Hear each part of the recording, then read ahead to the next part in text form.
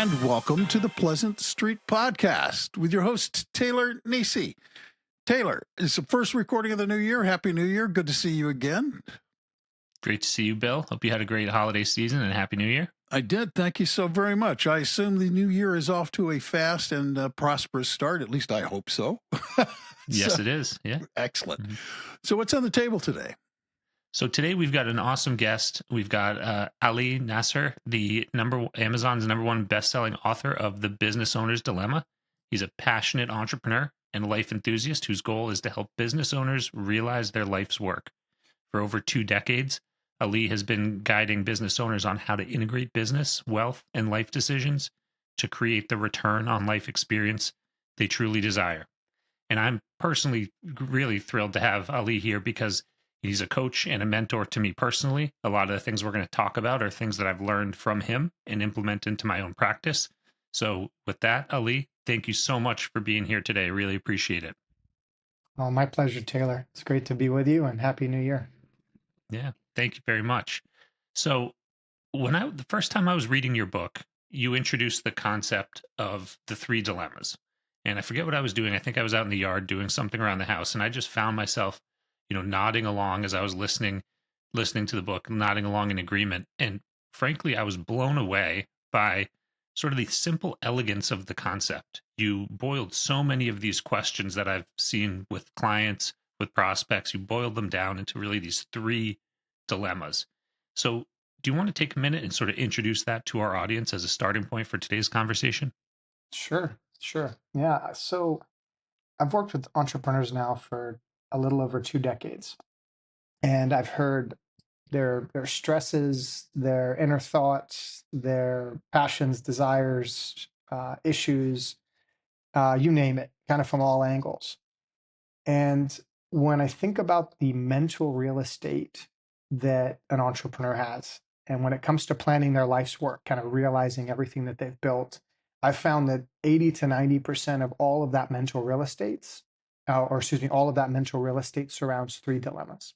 The first dilemma is the reinvestment dilemma, which is I've been successful with my company. I'm making great profits. What do I do with those profits? Do I reinvest them back in my business?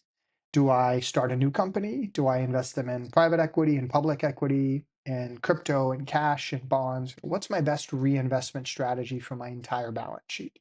That's the first reinvestment. That's the first dilemma, which is the reinvestment dilemma. The second dilemma usually comes a little later in life, but it's the legacy dilemma, which is what is it all for? All the wealth that I've built, the wealth, is this for my children? Is this for charity? Is this for fun? Is this for my ego? And will my wealth be a source of empowerment for my children? Or will my wealth be a source of entitlement for my children? So this legacy dilemma is kind of like, what is it all for? And then the third dilemma is the exit dilemma, which is, do I sell the company or do I scale the company? Do I build it and expand it and grow it? Or do I sell it to my executive management team? Do I leave it to my son or daughter? And if I do sell my business, will I then have freedom to pursue my life's work? Or will I have just sold my life's work? And those are all different aspects of the exit dilemma. And between these 3 dilemmas, over the years, I've noticed that almost every surrounding topic, every issue tends to tie to one of these dilemmas. And at the crux of everything, call it the 80% of that mental real estate, ties to one of these 3 core challenges, decisions, or dilemmas. Yeah. And again, the way that it's all condensed, not condensed, boiled down, I'd say, into a really clear idea is just tremendous and it's wonderful. And for listeners, you might recall in episode 3 when we had Chris Calley on, a founder and entrepreneur who had a wonderful exit. We talked a lot about how they thought about the reinvestment dilemma. And Ali, basically, Chris said, when we're building the business, we're, growing at 30% plus each year. It's an easy choice. Just keep the money reinvesting in the business. And then later on, when we were talking about his process going through the exit, one of his comments was, well, probably should have taken more out and started investing earlier. So when you think about these dilemmas, how are they shifting and changing over time in your experience for entrepreneurs, and how I guess what's your perspective on those competing ideas? Is probably the question I'm asking. Yeah, well, they constantly change. There's Mhm. usually a stage early on in the business, and especially as the business starts to really get traction and you're scaling, where the best investment you likely have is in your company. And for most, small businesses or startups that end up actually hitting success and getting traction, there's a period of time. And for some companies, it's 20 years. For some companies, it's 5 years, is where you're growing at this compound, 30 to 50% annual growth rate that's sustainable for a certain period of time. And depending on the industry that you're in, it's going to vary, but you can potentially be growing at 40, 50% compound year over year for an extended period of time, and those are one of the most magical places a business can be. And taking advantage of putting your dollars backing the company, grow, grow, grow, reinvest everything you have back in the business makes a lot of sense in periods like that. And then you shift into, a more mature state, or whether the industry's changed, you're no longer in that startup mode, you're no longer in that high growth mode, you're in a place of maturity and more sustained growth, and you don't need to reinvest everything back in the business, or the business may have a substantial amount of risk attached to it that you don't want to associate yourself with. And in those places, starting to say, do I want to have all my chips in the company? Do I want to continue to grow at this or invest in this risk asset? Or do I want to pull some chips off the table? That's when the first real reinvestment dilemma starts to kick in. Mhm. And it's a combination of the risk that you're comfortable taking combined with the return that you're getting. For some entrepreneurs, they may say, I'm getting the best return, but I still want to take some chips off the table because it's just prudent. For other Mhm. entrepreneurs, are actually weighing the return to say, hey, I'm making, 30, I was making 30 or 40% for a few years. Now I'm only making 15, but that 15 attaches itself to way more risk than I might make elsewhere at 10. Mhm. So it's a multivariable problem that they're solving for. The important thing is to be aware of where you're investing and how you're investing. So if you are in a stage where you want to be eyes wide open. So whatever it is that you're investing in, you want to make sure you understand the risk that's associated with it. And sometimes that risk makes sense and you want to do it. And in other situations, it's irrational. I've seen Mhm. some. I remember one lending company, the business owner kept stating, I make a 15% return on my money, because he had this kind of hard money lending company. But when you actually looked at the net return that he was generating off of his 15%, interest fee off of his lending, it actually worked out to be closer to 6 or 7%. But the Mhm. business had so much risk attached to it, and a lot of idiosyncratic risk that was tied to him and the way that he ran his notes and his loans. His real rate of return was closer to 6 or 7, but the amount of risk that business had was way higher than a similar asset at a 6 or 7% rate of return. So Mhm. part of it is your appetite for risk, and then part of it is where your business is in the cycle and measuring for both. And I think it's important to get Mhm. input, because the way you may see it as an entrepreneur may be different as someone outside the jar might see it. As just saying, Mhm. I put out my book, and I've heard it in other places as well, but it's hard to read the label when you're in the jar. And Mhm. for most entrepreneurs, we're so in the jar, it's hard to read the label accurately. And we're thinking, this is invincible. And, the same way Blockbuster thought things were invincible, and then Netflix came along. Mhm. And same thing with Research in Motion and BlackBerry, and then, an iPhone came along. So there's many things that can disrupt a company, and sometimes gaining outside perspective on how to balance that risk can be really important in times like that. Yeah. That's a really, really good point. And there's some stuff there I want to come back to about coaching and things like that, but I want to stick with the three dilemmas for a minute. Um, the other big piece of that is you talk a lot about the return on life experience. And one thing that I've been talking with a couple different people recently is it's sort of with the reinvestment dilemma. The business is doing great. I'm going to keep reinvesting it, but we want to get a vacation house. I want to take more time off. I want to do all these other things outside of the business, and they really can't because there's everything is so tied up in the business, and they're having problems with the liquidity. Well, not really problems, but they're having problems enjoying life. Right? They're having problems getting back to the things that they want to do outside of the business. When you think about the legacy dilemma, and kind of what it's all for. Like, how does that, in your opinion, tie to the reinvestment dilemma? Or are those two totally separate things? I mean, they're not totally separate, but they're not necessarily highly connected on this particular topic. So let me Hmm. unpack it a little. Most entrepreneurs, they grew up either poor or lower middle class. That's just the general nature of the entrepreneur. There's certainly exceptions to that, but I'm going to call it an 80% approximate statistic. They grew up poor or lower middle class. And there was some reason, some drive that they had to go build something. And they went out and they started their first business as a teenager. Maybe it was a paper route, a lemonade stand, a selling, candy in school, some type of entrepreneurial venture. And then they get into the business world. And usually by the time they're in their mid 20s, they've already started their first company, maybe they're on their second or third, and they're building something towards an outcome. And they wanted to escape, call it, the restrictions they had in the past, or they wanted to escape the bureaucracy in a corporation they were in, and they broke free to build something. And their focus was build, build, build, build, build. And when your focus is build every day, your muscle starts to like, okay, I know how to build. Your subconscious is trained to build. And then you get to a point where your net worth of $50 that you had when you started has now turned into a net worth of $5 million or $50 million. But your subconscious is still trained to go build, build, build, build, build. So it's very difficult for that entrepreneur to suddenly wake up and go, oh, it's now time for me to start enjoying the fruits of my labor and let me get the life experience that I really desire. So one of my biggest goals, and you said it in my intro, is one of my goals is helping entrepreneurs realize their life's work. Hmm. And this is a huge part of it. You hit the nail on the head with the question. Is many of them, they focus so much on return on investment and continually building that they don't actually take the step towards building the life experience that they truly desire and starting to say, how can I enjoy the fruits of my labor? And the reason for that, the biggest reason for that is their subconscious programming that says build always.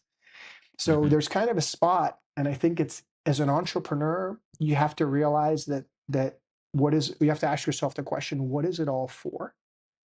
Is my wealth just to accumulate more wealth and to build more, or is it to actually get a true outcome from the wealth? Because Hmm. my understanding and my work with entrepreneurs and my work personally, I've realized that wealth is a means and not an end. And you can have all the wealth in the world, but if you don't have an end goal defined for it, and you're not clearly living that end goal, then what's the wealth worth? And in many Hmm. cases, you'll just keep getting the dopamine hit of accumulating more, but never actually getting the life satisfaction that you desire from your work. So um, the pathway would be first to understand what is it you're truly driving toward, what is the end goal that you want for your wealth, and then to start to reposition your time in your life so that as you reach different levels of wealth, you're actually enhancing your life experience to the things that matter to you Hmm. and really aligning your vision and your values with your wealth so that it's not just, oh, I've accumulated a lot of money, but you're actually getting the well-being that you desired from that money. Hmm. Yeah, that's a tremendous point.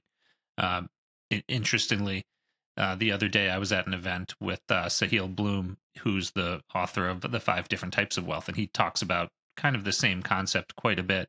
Uh, in the key thing, I think, with both your process and the three dilemmas is that they do evolve over time, and his thing is basically the same too, right? As you move through these move up these stages, so to speak, on the wealth spectrum, or even just through life, right? Life changes. You might have kids, you might have different things happening, whatever it happens, your priorities are going to shift. So I think it's really critical for entrepreneurs to take time at some regular cadence to reevaluate and figure out what are the goals and what is the return on life that I want, and how do I shift into that. Um, so sticking kind of with the idea of growth and change over time, in your book you talk a lot about the hidden gaps that sometimes appear for entrepreneurs. Can you talk a little bit about how that happens and what, entrepreneurs should be looking for in terms of kind of like red flags, or maybe this is a time where I should reevaluate things?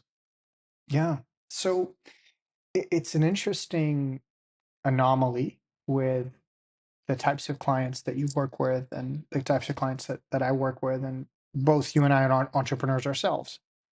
The anomaly is that it's extremely rare that an entrepreneur actually gets success from their business. When you look at the statistics, and Mm-hmm. you can quote any of them, but like I'm going to call it 90% of businesses are going to fail within the first 5 years, or whatever data point you look at. Give or take, the majority of entrepreneurs are not going to be successful with their company.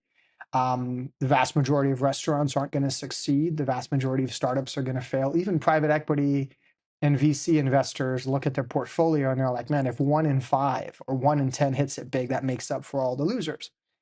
So the reason this happens, to your initial question, the reason this happens, that entrepreneurs drastically outgrow their situation and planning and have these major planning gaps, is because it's usually a situation where the entrepreneur is not set up to succeed. They're set up to fail. So the statistics would say they're not going to succeed. So when they do, and they've hit, they started a company with $10,000 and they've now turned it in an enterprise value of 10 million or 50 million or whatever the number is. It was an anomaly that they were successful. It's an anomaly that they were so successful. And that success now requires reassessment. And they've hit a level of wealth where you got to pause and say, I'm at this new normal. And this new normal now warrants a different type of planning. It now warrants a different type of advice. It now warrants a different type of guidance. So the traditional solutions in the marketplace, they really appeal to the masses. If you go to a big bank or a big brokerage firm or a big insurance company, they're built for the masses. So their product, their solution, their template is built for the 95% of society that meets the traditional criteria. So if you go to a big brokerage firm, they're looking at someone that's investing in their 401k for retirement, and they're looking at calculators that can tell them if you have enough money to sustain retirement. And that's kind of the main question. Well, an entrepreneur blows up that model completely when they hit success. So that's just an example on a brokerage side. On the legal Mm-hmm. side, almost every will out there is a template will. It says, if I pass away, everything goes to my spouse. And if we both pass away, it gets split equally between our children. That's, call it 90% of wills that are out there.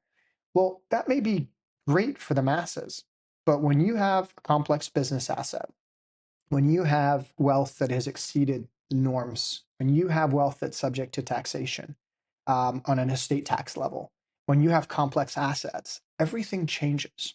Planning changes, your opportunities change, your tax mitigation strategies change, your planning, your lifestyle.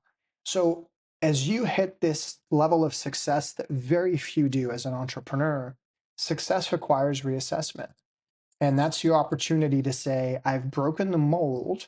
What resources or people do I need that can help me develop a plan that makes sense for my new normal and that allows me to capture my success? And the amount of gaps that exist for entrepreneurs are the largest that I've ever seen, which makes all the sense in the world because entrepreneurs have the largest outsized return of anyone out there as a major group. If you look at the largest wealth creators in the world, they're dominantly entrepreneurs. And even Mm-hmm. those that are not from entrepreneurship, but say they're from real estate, they're usually real estate entrepreneurs. So Mm-hmm. entrepreneurship is without question the greatest wealth building strategy, which also creates the greatest planning opportunity for those individuals that are supporting the entrepreneur in a strategic capacity. Mm-hmm. And when you think about these sort of blind spots or gaps appearing, is for our audience, is there certain thresholds, right? You mentioned complex business assets, you mentioned taxable estates, so those we can kind of measure, right? Taxable estates are whatever the federal tax limit, I think it's like 15 million now or something. um Mhm. so is that kind of when people should start, or do you think it's something earlier where when you hit 5 million, 10 million in liquid net worth, you want to make sure you're double checking and kind of moving out of that sort of brokerage mass affluent market into a more bespoke situation? Yeah.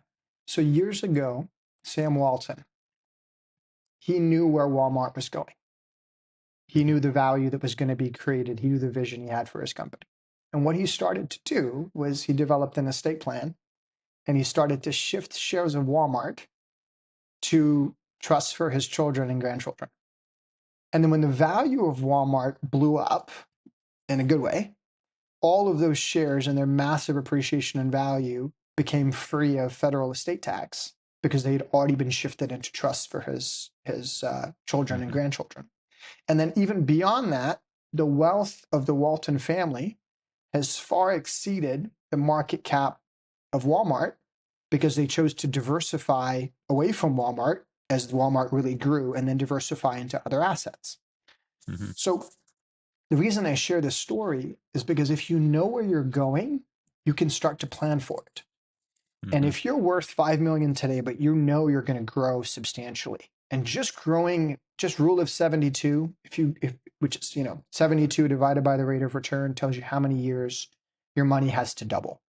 So if you make a 7% rate of return, 72 divided by 7 is 10. At a 7% rate of return, every 10 years, your money's going to double. So if you have Mm-hmm. 10 million today, that's 20 million, 40 million, 80 million, 160 million. That's just the next few decades of compounding, plus whatever growth you have. So if you know where you're going, the sooner you can start planning, the better. If you haven't yet hit the initial level, you're still in startup mode, your focus is going to be make the company real, make the product real, get it to Mm-hmm. grow. Very few startups are going to start doing estate planning and spending tens of thousands of dollars Mm-hmm. before you've even hit. But the moment you know it's real and you can see where you're going, start planning, because it's all going to be additional alpha or outperformance to your bottom line the sooner you get going. But if we're talking specific numbers, if you're at 5 or 10 million of net worth, definitely you're in a position where you should start doing planning. And the federal exemptions, yeah, there are 15 million per spouse, so there's 30 million Mm-hmm. exemption. But there also could be a change in tax law in the next few years that Yep. brings that down. So I would say the moment you reached a point where you may have more wealth than you're likely going to consume, which is usually around a $10 million figure where, unless you're living a very expensive lifestyle, you have $10 million of assets, you're probably going to end up having more assets over time. And even if you're spending from that 10, you're probably going to grow. I'd say that's a good threshold to start doing it. Mm-hmm. And then if you're in any type of hyper growth phase as a business owner, if you're like, man, my company is going from 10 million to 100 million in the next 5 years, and I'm investing it all in the company or something like that, that is an amazing time to start doing planning because you create so many. I mean, your ROI on planning becomes, 100x. It's Mm-hmm. not like, oh, if I spend $1, I save two. It's like if you spend $1, you might save 100. Yep. So it's really powerful to do that. And just seeing some of the clients that, I sold my practice a couple of years ago, but I had some clients where their savings alone over a decade of working with us were in excess of $100 million. Mm-hmm. And it's just mind blowing because even if their fees were, and I'm just going to make up a number, let's just say it was $1 million over that 10-year period, with 100 million of savings, who cares? Like there's Mm-hmm. just so much value that can be created. I think that's one of the most exciting times for entrepreneurs is when you can start pulling all these levers because you've Mm-hmm. done the hard work, get the right team around you and leverage that hard work and turn it into dollars in your bottom line or dollars to your family nest egg or dollars to charity, whatever your initiative Mm-hmm. may generate as an outcome. Yeah. And I want to kind of go from there into a conversation that we actually had the other day on our group coaching call. When you think about these entrepreneurs who may have 10 million, 100 million, you come into these questions about, well, how much is enough? When do I start pulling the levers? When can I feel comfortable deploying some of this, whether it's to charity, to gifting? Because to pull these levers, right, to be frank, you're giving these assets away, and therefore you're not going to be able to spend them yourself. So but you're going to go accomplish all the other things you want, part of that legacy dilemma that we really didn't explore yet. But in your experience, how have you navigated the, how much is enough question with entrepreneurs? Yeah, yeah, I really appreciate that question because there's so much to unpack there. Money is really emotional. And I read a quote recently, and I forget who it was from, but something to the effect of personal finance is more personal than it is finance. Hmm. And I can't take credit for it. I read it somewhere else, but I thought, wow, that's such a great line. Um, and in my experience with working with individuals, entrepreneurs or not, when it comes to money, is it's highly, highly emotional and it's highly human. And one of the things we did at boot camp and I do with entrepreneurs that I work with is what's everyone's paradigm of money? What is their imprint of money? How do they see money? And it's different for everybody. And you can meet somebody that has $10 million that has a very different paradigm of money than another person who has $10 million. They could both be entrepreneurs. They could both have 10 million. They could both have grown up in the same, time period in history and have very different paradigms of money. So it's so important to dial into that. Technically and planning wise, the first place I start, the most important thing, and I cover this within lifestyle and legacy, is what do you need for independent wealth? And independent wealth capital is the sum of money that you need separate from your business that allows you to have the cash flow that you want to generate for the rest of your life. So that cash flow in perpetuity, what is that number? And most entrepreneurs don't know what that number is. And because they don't know what that number is, and in many cases they grew up not having enough, their goal is more. I got to build more. I got to build more. I got to build more. Going back to our initial point around building. So the entrepreneur, let's just say their cash flow need was $300,000 a year after tax, 25K a month, right? That's a great life. So let's just say pre-tax it's 400 grand. And at a 4% distribution, not to go too deep on the math, it's about 10 million bucks. So let's just say for this entrepreneur we're talking about, they need 10 million in independent wealth capital to generate the cash flow, pre-tax 400,000, after tax 300,000 a year. If the entrepreneur doesn't know that number, they could hit 20 million, 30 million, 40 million in enterprise value for their company, and they still don't even realize that they've hit that point of optionality that to get that 10 million. So the first target an entrepreneur needs to understand, or work with an advisor to understand, because the numbers come through the process, is figuring out what do you need for independent wealth capital. And I've watched magic happen with entrepreneurs that wouldn't do gifting to charity, didn't want to transfer assets to kids, didn't want to do estate planning, all the reasons why. And we identified what their independent wealth number was, and we built a track to get them there. And the moment they saw that number was real, like for real, like for sure, I can generate that cash flow forever. Like, what if we even reduce the assumptions and make the assumptions more conservative, whatever it is, once they figured out that number, it's freedom. Because they look at that number and they go, that's what I need for independence. And I'm now validated that I can get there. Then you say, okay, well, let's just conversation purposes. Let's say they have 30 million and 10 million is their independent wealth number. Now you can have a much more meaningful conversation with that entrepreneur around, well, 20 then is excess. What do you want to do with the 20? What are your aspirations for charity? What are your aspirations for your children? Do you want to do something special for, XYZ organization that did something for you? Or do you want to do something special for your nephews or nieces? Or do you want to live a different lifestyle and maybe buy a family compound, in nature somewhere and have something multi-generational? Like all the cool stuff starts to come out because they knew what was enough. So if you can help an entrepreneur really free themselves mentally to understand that number, then they can start thinking about what are the other things I want, which usually is I want to have some fun in business and take some risks, but I don't want to bet the farm on it. I want to do something for children. I want to do something for charity. And they start to dial into that. And just to go to the flip side, if they don't think about that, there's only three places your money can go. We talk about this at boot camp, right? It's family, charity, or the government. So if an entrepreneur doesn't start thinking about this, your money is going to go to family, charity, or the government. And the less you think about these topics, the more goes to the government because the estate tax is 40% and could be higher. So the sooner you can start looking at your situation, developing a plan for what that independent wealth is and how you're going to get there, the sooner you can start leveraging opportunities that can save on income tax, estate tax, help you live the life that you want, and essentially realize your life's work.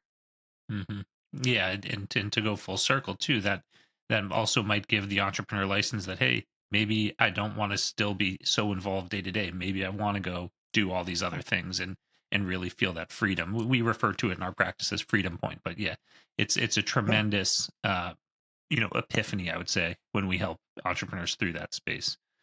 Um, It's a, and I'll just add one thing here, yeah. Taylor. You said there is so important because many entrepreneurs don't know what that itch is that they want to scratch because they've never had the freedom to explore it. I was Hmm. listening to a podcast the other day, and I think it was Matthew McConaughey was being interviewed, and he was talking about, what he would do with his time or his life, if he had more free time. Like, what would he do? What would he spend it with? And he goes, it wasn't until I had the free time that I started to realize all of these activities and things that I actually enjoyed doing.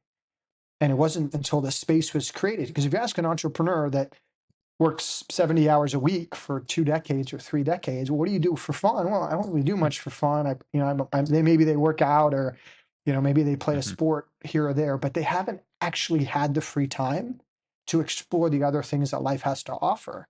So it ends up just being maybe exercise and family. But once you create that space, there's a lot of creative genius that might manifest in a new way, and a whole new exploration or hobby or passion comes along. And sometimes that realignment of time and life, and it comes through the process we just talked about, can be the catalyst that helps the entrepreneur actually discover or go through the process of self discovery on what it is they actually enjoy. Yeah. Yeah. That's so true. Um, One thing I want to talk about as we kind of come into the end of this podcast is the idea of community and coaching. As I mentioned a couple times, I'm part of the WISE community, the Wealth Integration System for Entrepreneurs, where Ali is our leader. You are also in the EO, where I'm also a participant in EO Connecticut. So when you think about the entrepreneur who might be listening to this, resonating with some of the things we're talking about, but doesn't have that community, might not be with the right advisory team, or might not have any team at all. How do you think about the importance of sort of coaching and community for entrepreneurs who might otherwise be somewhat lonely, because it is a little lonely at the top. Yeah. Are you saying for the individuals that are in the EO community, or Well, I'm just just saying for entrepreneurs in entrepreneurs who are general? listening to this, trying to figure out, well, what is the next, not just what is the next best step, but, how do I start if I'm getting to that point where I feel like maybe I am getting to my freedom point, maybe I am starting to get here, what are some great next steps that entrepreneurs who are listening could take to start, engaging with conversations like the one we're having today? Um, what are CEO peer groups that you've come across? Because I think you speak to Vistage and a lot of other ones. What are some of those communities like for entrepreneurs? And I guess what is your view of the benefits of that for an entrepreneur? Yeah. Yeah. I will. In short, success requires reassessment. And you've worked really, really hard to build your business, to build your net worth. And if you're listening to this and this message is resonating with you, you've hit a level of success that requires that reassessment. And you're doing yourself a disservice by not doing it. So, by all means, spend the time to talk to professionals that are in that space that can ask them be a little vulnerable, ask them where blind spots might be. My heart and soul was poured into my book, The Business Owner's Dilemma. Hmm. And that book is written directly to the entrepreneur around all the topics we've talked about. And that's a place to kind of, the number one feedback I got from the book is, Ali, I got exposed to what I don't know. It's like one of those things, you don't know what you don't know. And when you have this holistic view of the entrepreneur's life journey combined with their wealth journey and their business journey, it gives them light to maybe areas they hadn't been exposed to. So I've poured my heart and soul into The Business Owner's Dilemma. I definitely, recommend that read for an entrepreneur that's hitting this point. Getting involved with peer groups is really helpful because they help you spot blind spots, or make you aware of your blind spots is a better way to put it. And I've enjoyed being a part of, CEO and business owner organizations and speak for several of them, speak for YPO and EO and Tiger 21 and Vistage. And then I've been a part of several of them myself. And I think those are really powerful. And I think from a personal planning standpoint, most entrepreneurs, they still work, they tend to be very loyal people, and they still work with the same accountant and the same attorney from the same advisor that they had from their college age. And loyalty is great. I'm a big believer in loyalty, and I've had relationships that have gone a long time as well. But there is a point where you need to review your relationship stack and make sure that your professional advisors are also growing and delivering value the way that you are for your own business. And sometimes the professional that you work with works for the masses, and they're really not built for the complexity and the needs that you have. And having reassessment there can be a valuable thing. Getting a second opinion or getting a third opinion can be really helpful.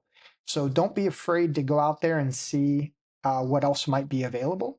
And periodically spend some time to say, hey, who's on my team? Just like you reassess a team at the office to make sure you're performing at the top level. You want to make sure that you have a team, an integrated team that's performing well on a personal planning. Yeah, yeah, I couldn't agree more. And again, for folks who are interested, Ali's book, the link to buy the book is going to be in the show notes. And if you're an entrepreneur who's trying to figure out, how to digest this information and take that next best step, there's also a link in the show notes for my strategic wealth scorecard, a 3-minute quiz that will tell you exactly how you are measuring across the key categories for any growing entrepreneur. So with that, thank you so much, Ali. It's been a pleasure to share the microphone with you. I really appreciate it. And thank you for all of our listeners out there. Taylor, my absolute pleasure. Thank you for doing what you do. And Ali, I'll add my personal thanks, because that was a fascinating conversation. And it's interesting that Taylor has chose to address the entrepreneurs, because the entrepreneurs I know outside the two of you don't always possess a lot of self-awareness. And I said, it's listening to the conversation, I'm thinking about appetite for risk, which was early on, pretty much defines every entrepreneur I've ever known. And what was interesting to me is that you were talking about a group of entrepreneurs who realized they had come to the point where they thought, I needed somebody else. I need to get in a group. I need to do other things. But the truth is, guys, most entrepreneurs I've ever known are pretty much lone wolves in a lot of ways. They don't necessarily wake up and think, oh, I don't know what I don't know. They don't have those kinds of thoughts. So, I mean, Ali, I'll ask you, because is there a point at which, or is there a moment at which that sort of self-awareness comes alive, or how does that work for them? You hit a wall. You hit a wall, and it happens to every entrepreneur. You're invincible until you're not, and you hit a wall and you realize, man, I just lost a ton of money, or I just lost a key employee, or I just lost a big client. And you have a wake-up call, and you realize that you're not invincible and you can't do it all yourself, and you don't have all the answers. And there's a moment of honesty and vulnerability where you go, what do I do? And usually, if you've got a peer group, or there's a book, or there's a mentor, or there's someone you turn to for help, and you say, hey, X happened, and what caused this? And that leads you into a place of saying, how do I get better? And then the moment you start to realize your blind spots, or others point them out to you, then you start to go, well, what are my other blind spots? Mm. And I think the reflective learner, because entrepreneurs by design, we're not entrepreneurs, we're problem solvers. Mm-hmm. And when we solve a problem as a byproduct of solving Yeah. that problem, we become an entrepreneur, So now we're learners. And I think the most incredible learners I've met have been those that will go out there and apply themselves, fail, and then want to learn and say, hey, how do I get better? So the best entrepreneurs I've ever met, the best advisors I've ever met or worked with in either capacity, they're constantly looking at, how do I get better, and how do I surround myself with people that are going to tell me there's spinach in my teeth and aren't going to be quiet about it, and are going to show me, where I can get better. So I think it at the end of the day, it comes back to, invincibility versus vulnerability. That's great. Thank you so much for that insight. The business owner's dilemma. As Taylor mentioned, a link will be in the show notes. Taylor, I know you mentioned that there's a link for you in there as well, but just for people who are listening who are thinking, maybe I want to have a conversation with this guy, how do they get a hold of you just really quickly? I know they can check the show notes, but. Yep. You can also find me at pleasantstreetwealth.com or on LinkedIn, Taylor Nissi. Mm-hmm. That's great. And do that. And the other thing you can do if you're listening to this podcast and it's new to you, hit the follow button, because it makes you a subscriber. And as a subscriber, you're notified every time Taylor releases a new episode, and you won't miss another one. Pretty simple, easy. The thing I would ask is, if you like this conversation, if you find this interesting, insightful, please tell people about it. Word of mouth promotion is a most valuable tool, and we would very much appreciate it. So thank you. So until next time, I'm Bill Tucker on behalf of Taylor and everybody at Pleasant Street Podcast. Thank you for taking the time to listen today, and we'll see you next time. Thank you for joining us on the Pleasant Street Pod. Be sure to follow the show so you never miss a new episode. To learn more, visit pleasantstreetwealth.com or give us a call at 518-363-9363. The views and opinions expressed in this podcast are those of the guest and do not necessarily reflect those of Pleasant Street Wealth Advisors, LLC or Farther Finance Advisors, LLC. This content is for informational and educational purposes only and should not be considered professional investing advice. Always consult your financial advisor or another qualified provider with questions about your investment planning.